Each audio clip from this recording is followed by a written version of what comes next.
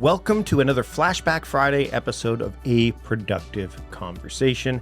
I'm Mike Vardy, your host, and in this episode, we're going to revisit a conversation I had with the person behind Zen Habits, Leo Babauta. Now, Leo and I have known each other for many years. In fact, this interview goes back to 2011. So we're talking almost 14 years from when we had that conversation as of this publication.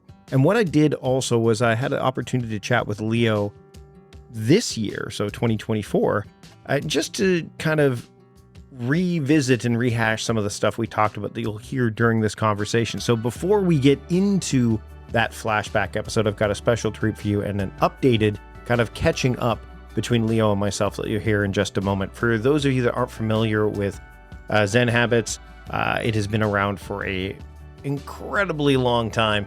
And Leo and I have, again, been in this space for long enough that we've seen a lot of things come and go. We dive into that. We dive into, of course, some of the things that we've shared with Cal Newport over the years and so many more. So we're just going to get into this conversation here. Again, we're going to start things off with what we just discussed only a few weeks ago, and then back in 2011. So I hope you enjoy this Flashback Friday episode featuring a productive conversation with my friend, Leo Babauta. Enjoy. So Leo, it's been too long. It's been way too long. I've almost forgotten what your face looks like, which is really sad. Well, it was interesting because as I was putting together this Flashback Friday episode, I went and listened back to that episode, and it was just after the first WDS where you spoke that we were. So that would have been 13 plus years ago that we last That was a long had time. Well, and what's interesting to me about that, number one, yes, we are older and wiser, but we certainly don't look older. We're not wiser either because we age well, let's just say. But funnily, some of the stuff that we were talking about back then hasn't really changed. So when I say we haven't been, we were probably always that wise to a degree. I don't mean to toot our own horn or anything like that, but some of the stuff so one of the things that you brought up, which I thought was fascinating, was slowing down. You actually talked about how do you get so much done with all the kids around? Now your kids are not all around anymore, right? I mean, as we've gotten older, so have they. My daughter just left for college this past week in Montreal. Yeah. So I'm in that phase now. I think you're in that phase too, to a degree, right? That's right. Yeah. That's right. Yeah, they're all adults now. Yeah. So it you're filling that time that you had with your kids now with something different. But you mentioned that, for you, it was about slowly identifying the things that mattered to you and giving your intentionality and focus to those. So that way you could, really get the things that matter. So it appears like you're doing a lot, but you're really doing all the things that matter. Has that changed in the last 13 years since we spoke? It hasn't. I'm actually amazed at how brilliant I was back then. My advice back then was timeless, much like we are. No, but seriously, honestly, it hasn't changed. I still really I'm constantly in the inquiry of what matters to me, what's really important. And it isn't something where I just have an instant answer and I know it and I have no doubts. It's something that I'm uncovering, discovering over time, rediscovering sometimes, but also there's sometimes newer answers for me. So, the answers that I had 13 years ago wouldn't be what I have now. But I think that's appropriate. It's seasons, we change, and it's whatever is important to me now in this phase of my life with what I'm facing, with who I am today, with what the world is like. And so, that's still very true. And I think the biggest difference, besides, it isn't all my kids anymore, is that I have a lot more trust in myself. And so back then, I think I was still shakier about is this actually what I want to focus on? And because of that shakiness, I might let myself kind of jump around. And now I have a lot more trust that what I have set for myself is actually, there's what my heart wants is actually what my heart wants. And so then I just turn towards that and do it. I think it's funny. I mean, it's not kosher typically to mention this person's name based on time. Speaking of how time has passed, Okay. but the movie Comedian with Jerry Seinfeld. I don't know if you ever seen that movie at all. It's a documentary from the '90s, No. like late '90s. It's really. I mean, you should be able to find it if not on Netflix. It basically walks through the process of two different people that are comedians, Jerry Seinfeld and Orny Adams, and their different approaches. Okay. And there's a bit in this from a now disgraced comedian, but was revered at the time. So you get to see what that reverence was like. And basically, this comedian said, the amount of years you spend doing stand up is essentially equal to the amount of time you spend on this planet. So if you've been doing stand up for 5 years, you're like a 5-year-old. If you've been doing stand up for like a decade, you're like a 10-year-old. And I feel that that applies to so many different areas because I remember when you spoke at WDS and then you spoke again at Jeff Goins' conference, Tribe, like a number of years later. And there was this, again, like a stand-up comedian, you had your trusted, tried and true material that you were rock solid on. And if anybody was going to try to heckle you on it, you'd be able to dismiss them. But I think that when we find those things, number one, we get better at, kind of owning them is probably not the right word, but we're okay with extolling the virtues of them, and we're willing to take on, people who challenge us. Like, if somebody says to me, Mike, productivity is really about being efficient and effective, I'll be like, no, that's byproducts of being productive. Productivity is about aligning your intention and your attention and then applying things like speed and right choices to it. And I mean, that may not be how the dictionary defines it, but if you spend enough time in a space, it certainly is, because you get to see some of the flaws there. And I wonder if, because you even said in the conversation that we're about to share that you have allowed the site to change as you've changed, Zen Habits. Again, that's a timeless element, right? Because I mean, while the Zen is not necessarily a productivity buzzword like it was back then, it's still, people are coming back to that now, right? So sometimes the things that you don't change end up serving you down the line in a completely different way, right? Mm. I love that. Um, I really appreciate you bringing that in, and I honestly I don't have a lot to add to that. I think the the things that I haven't changed that haven't changed over the years, um, I think um, they are serving more to be more valuable than I expected. And so, yeah, I'm a little stumbling over my thoughts right now because I um, I'm just recalling some of the things that haven't changed over the years. There has been a lot that has changed. My life has changed. I've changed. My kids have grown up. My priorities have changed. But some of the things like Zen and some of the core principles of Zen haven't changed for me. I think I've deepened in them, in my understanding of them, and I found more and more wisdom in them. And one of the things that's really rewarding about that is as I found the deeper wisdom underneath some of those things, I there's more abundant like rewards in them. Yeah. And so, There's a yeah, that, sustainability aspect to it, right? Like the mm, sustainability part is the part that blows me away that we keep, when I say we, I'm using a general statement we keep missing out on. We hear about consistency, but we don't hear about sustainability.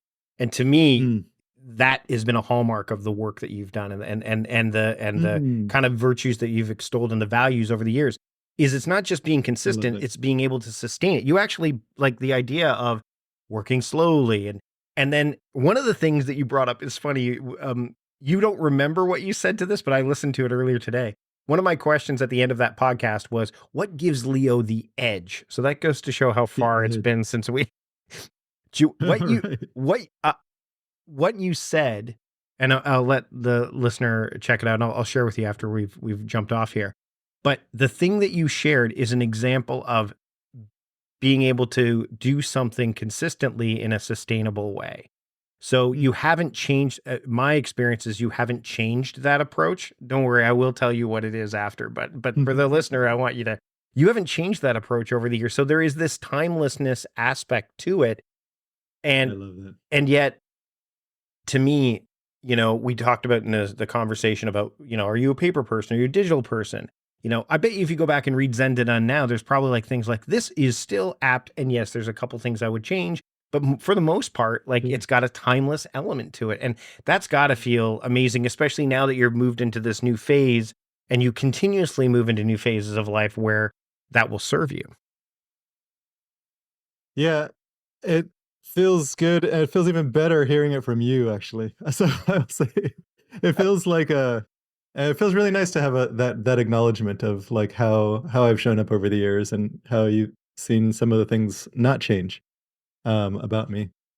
So I will take that acknowledgement. I think from within where I am, I don't always see it, so it's really cool to hear that reflected to me from someone who has known me this many years and like actually took the time to go back and listen to a conversation we had 13 years ago and then reflect on like how I'm showing up today. So I actually really appreciate that. I think you've just made my day. Awesome. Well, truth be told, I also listened to see if I've changed all that much in the 13 Oh. years as well. It was actually a really because I don't know, and I'll link to this in the show notes. If you've listened to Cal Newport's podcast, where he talks about it's episode 299, I think, where he talks about the history of like the love-hate relationship with productivity. And I'm sitting there Mm. going, oh, this is something that Leo would dig into, and I'm sure Merlin would probably dig into it as well. Like just to see the path and then to realize that literally as we're recording this, uh, Cal's latest book, Slow Productivity, has kind of been a Mm. hallmark of some of the stuff that's been talked about. We touched on that 13 years ago. So again, it's well, we get all these flashy, like AI is helping us, and we've got this technology that can help. And so Mhm. ultimately, it still comes down to what if we just slow down a little bit? Like, what if we just Yeah. were more intentional about the work that we did and the things that how we approach things? Wouldn't that be a productive way to go about things? Yeah. But that's not sexy. That's not the new hotness, right? And that's kind of the way it feels where you're like, I mean, the validation, which happily I will, graciously give you, and I happily, kind of thank you Mm. for sharing that. But also the validation of just hearing these things come back, that's got to be gratifying for you as well. When you see these things, you're like, yeah, this is something that I mentioned years ago, and I'm glad to see that people are either A, noticing it now, even though it may not be me that they noticed it from, or um, or is it this like, oh my goodness, are we still talking about this thing? No, not at all. It's interesting because, like you said, we've been talking about these things for a while, and they're coming back. Cal is doing an amazing job bringing that into the conversation. Mhm. And I think a lot of people are recognizing, or at least some people are recognizing, how important slowing down is. And the funny thing about that is, you might have recognized it back then too. It's just challenging to actually implement that Absolutely. with what we're facing in the world, with our fears, with how work is structured. And I think that's only gotten more challenging now. And so having voices like yours and mine and Cal's, you know, it's needed because these are the voices that are saying, "Hey, hey, hey, like slow down." Yep. Like we're reminding you of what's important. And it's so important to be reminded of that. So I think it's more important now than ever. I think it's more challenging now than ever. And I think, 13 years when we have our next conversation, it's going to be even more so. And so I hope we're still, being able to like bring this message to people.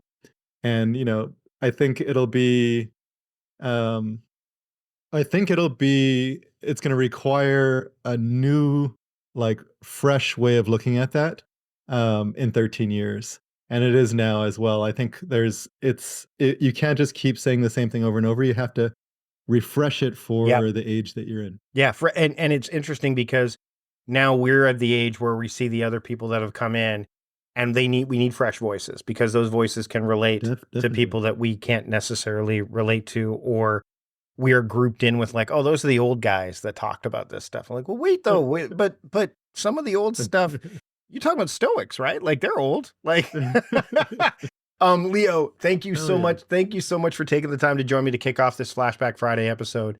I really appreciate it. Absolutely. And of course, at the end of the episode, I'll share where people can pick you up. But where can be actually, you might as well share now. Where can people go and keep up with what you're doing right now at 13 years later after this original conversation? Same exact place, zenhabits.net. I have added some new stuff besides that. So I now have a YouTube channel. If you just search for Zen Habits on YouTube, I have a podcast that I just launched last week. So the Zen Habits podcast. And so those are two other places, but you can still find all of that on my website, zenhabits.net. Thanks. Excellent. Excellent. Thank you so much, Leo. Appreciate it. And now let's get into our Thank you. conversation from 13 years ago. Here, everybody, check out Leo and me back when we were parenting kids that were not elsewhere outside of our homes. All right, I'd like to welcome Leo Babauta. Yeah, thanks for having me. This is the first time I think we've chatted where I'm not playing that Stephen Colbert-esque productivity persona. So this should be an interesting change of pace for us. Yeah. I'm actually going to ask you questions that I want clear answers to, and not dancing around things and making it sound satirical in any sort. So we finally met in person because we've known each other, I guess, for a couple of years online at the World Domination Summit. And this seems to be a running trend because I had Chris Gillibo on a couple of weeks ago. Charlie Gilkey's going to be an upcoming guest. Brett's been on the show. Brett Kelly's been on the show already. Cool. What an amazing experience. Are you planning on returning in July of 2012? Yeah, absolutely. I'm not going to be speaking next year, so I'm just going to enjoy it as a participant like everybody else. So that's going to be a lot of fun. Awesome. I mean, that was incredible. First of all, just the collection of energetic, passionate people there and smart, all doing cool things. And then I'm just meeting people like you that I hadn't met in person, but had known for years. That was actually kind of this really intense experience. It was. It to me, it's the best one that I've been to, period. Like the heads and tails. I mean, I've been to a few conferences, but Sure. World Domination Summit, just, you're right. There's an energy and just you run into people that you've talked to before online. You're like, wow, it's great to finally get to put, actually be able to shake your hand and give you a hug or whatever. Right. So, I mean, I think that was really cool. It was great. And Chris Gilbo is not giving us any money for plugging him here. No, not at all. So zenhabits.net, it's become quite the phenomenon. And the thing is that a lot of these sites tend to come and go, right? I mean, we've got, even Merlin Mann has kind of shifted somewhat away from the productivity element. And you've kind of done the same a bit, right? Because, I think that's initially kind of the vein that you were going down. And now there's been a bit of a paradigm shift, right? Yeah, and I think that's been one of the things that actually has kept me going, is that I've allowed the site to change as I've changed. So while I might have been the same as, like Merlin Mann was when he started, very productivity focused, very much on how to get all these tasks done as quickly as possible, as efficiently as possible, all the right tools.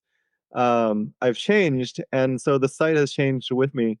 And I think that's really important because if I had only a productivity site, it would it wouldn't be able to last, I don't think. Well, and here's a real quick question for you. Do you think that if you had focused on productivity for the long term, that you, and this kind of is a self-fulfilling prophecy when it comes to the eventualism stuff I do, wouldn't you have just been caught up in learning systems and learning how to adapt productivity systems instead of actually doing stuff?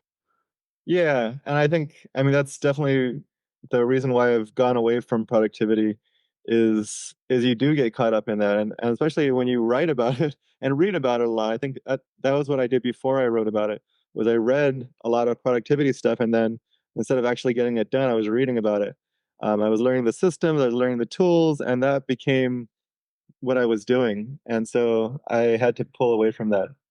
So you've got you've got a huge family. You've got a lot on the go. You run several websites. You've written several ebooks, several published books. Power of Less is one. That comes to mind immediately. What what? How do you get all that stuff done? I've got two kids myself. I've got 3 or 4 projects on the go, and I struggle consistently. How do you manage to put all this together, especially now since, is it because you've just through trial and error, you found a system, or do you just kind of just sort of go with the flow? Well, the system is going with the flow, but yeah. So yeah, the answer to both questions is yes. But before I say any of that, I think I got to back up and say a big part of my success is my wife, Eva. So you talk about my big family. My kids are are in the other room right now. You might hear them walking around upstairs. Actually, we have a two level thing right now.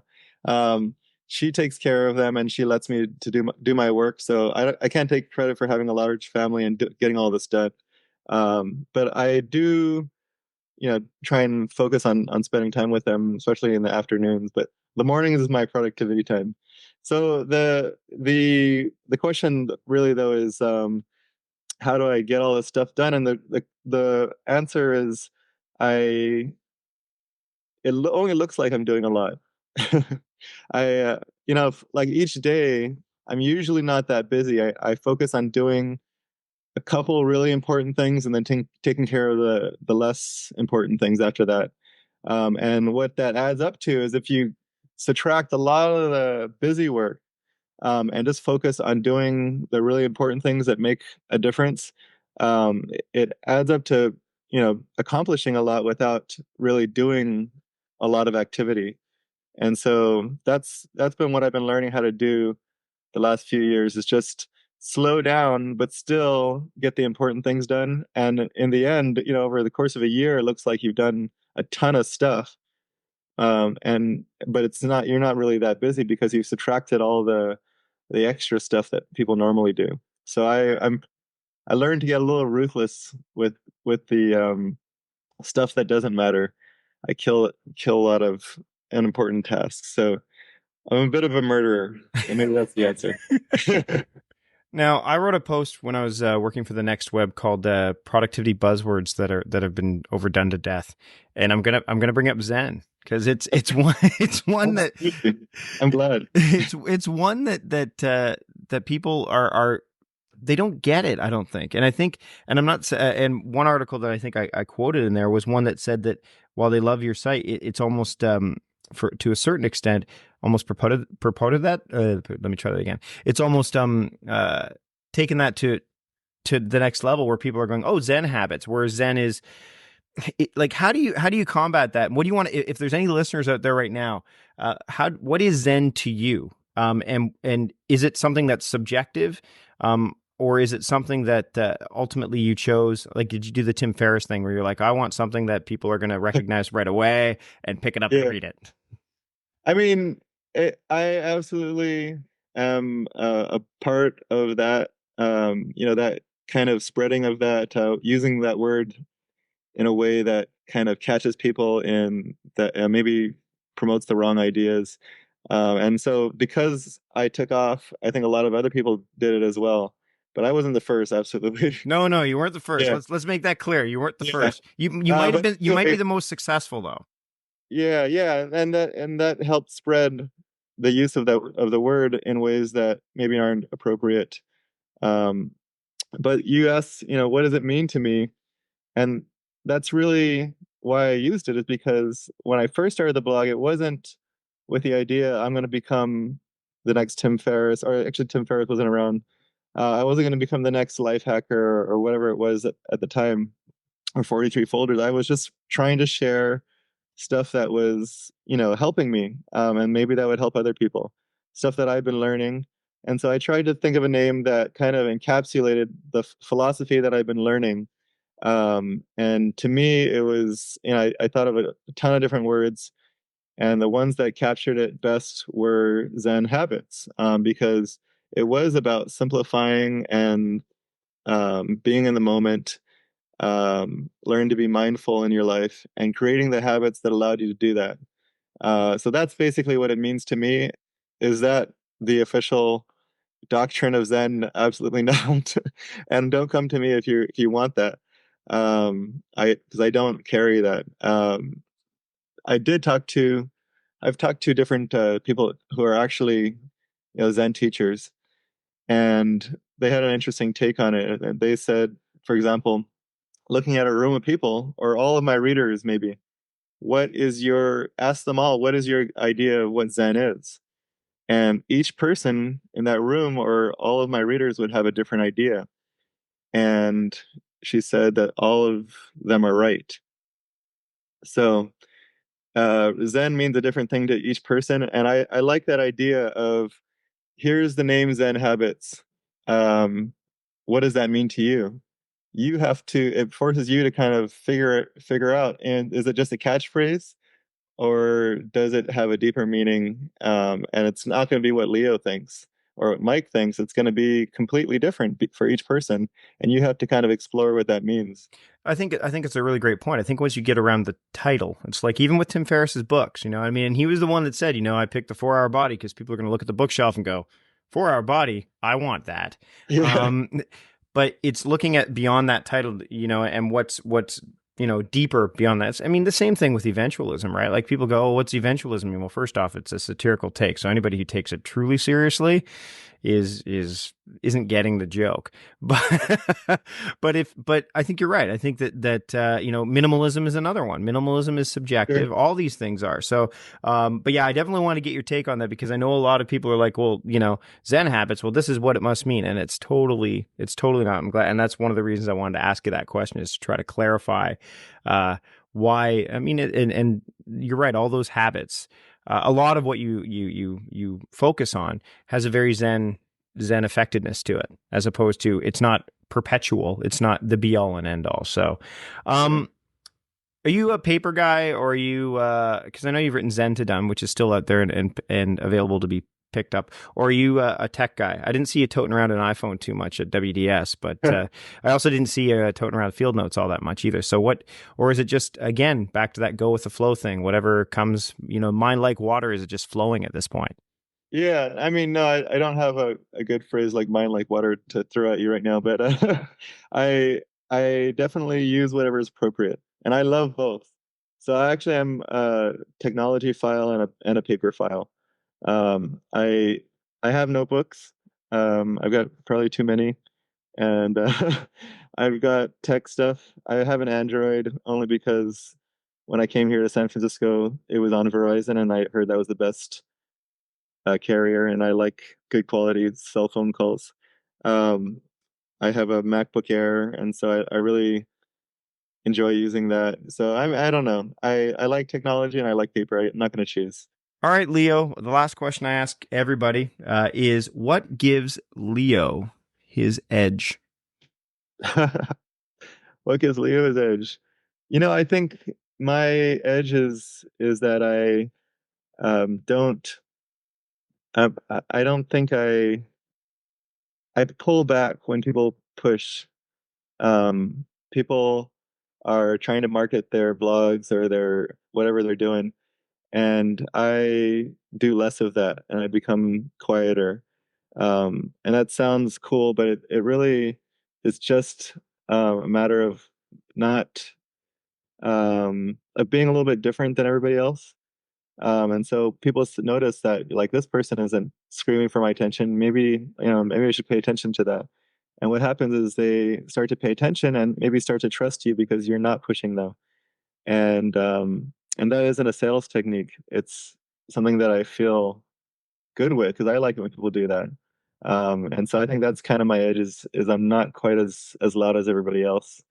Not necessarily you, Mike, but just the general world online. And so I think that pulling back and being quiet maybe is my edge. I'd like to thank Leo Babauta for joining us on Productivity this week. Thanks for catching up with me. I know you're a busy guy, and this was my one goal. I can now go ahead living with no goals at this point. Congratulations. We'll have a goalless party. We'll talk to you soon, Leo. Yeah, thanks, Mike. Thanks to Leo for joining me then and now for this episode. MikeVardy.com/podcast 548 will have all the show notes and links, but you can also find them wherever you get your podcasts, be it Spotify, Apple Podcasts, even YouTube. And by the way, wherever you get your podcasts, make sure to subscribe to this podcast. That way you don't miss a single episode of what's to come, including these special Flashback Friday episodes where we're bringing things out of the vault that may not have been on the show formerly known as the Productivityist Podcast, now known as A Productive Conversation. You'll also get access quickly and easily to the PM Talks monthly series I have with Patrick Roan and any of the shiny new episodes that come out every single week. So subscribe to the show wherever you get your podcasts. And also don't forget to check out the sponsors that you heard during today's podcast episode. You can go to MikeVardy.com/podcast sponsors to check them out. And if you support the sponsors, that helps support the show. So check out the ones that resonate with you, and that way they know that we sent you. That's it for this episode. We'll be back with a fresh new episode next week, not to mention, again, another Flashback Friday. But until then, I'm Mike Vardy, the host of A Productive Conversation, reminding you to stop doing productive and start being productive. See you later.